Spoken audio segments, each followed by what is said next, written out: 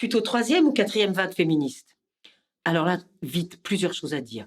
Donc, 3 ou quatrième, ça veut dire que puisque moi j'appartiens, soi-disant, je vais revenir sur le soi-disant, à la deuxième, puisque moi j'ai appartenu au MLF dans les années 70 et j'ai commencé mes travaux à ce moment-là, ça veut dire qu'en l'espace d'une vie, je serais à plusieurs vagues, quand pendant 150 ans, il n'y aurait eu qu'une seule vague. Déjà là, il y a un soupçon sur la validité épistémologique de la notion de vague.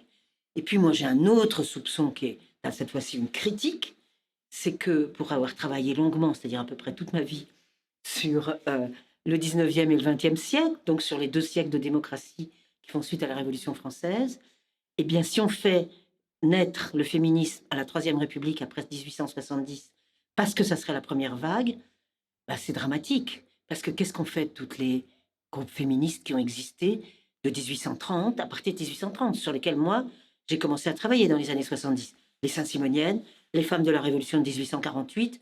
Alors, elles ne sont pas dans la vague. Résultat, j'entends l'autre jour une erreur sur France Culture. On dit la première femme qui s'est présentée aux élections, c'est à la fin du 19e siècle. Eh bien non, c'est Jeanne de Rouen en 1849. Sauf qu'elle n'est pas dans la première vague, donc elle est dans le No Woman's Land. Donc ça ne va pas, cette histoire de vague. Épistémologiquement, c'est une erreur. Et je le dis haut et fort, et je l'ai dit souvent. Je pense que ce sont des images qui nous viennent d'outre-Atlantique, et à mon avis, qui posent un certain nombre de problèmes d'épistémologie, d'histoire et de politique graves. Par ailleurs, je n'appartiens pas à 3 vagues à la fois, le temps d'une génération. En plus, on n'est même pas morte encore, cette génération. Donc voilà.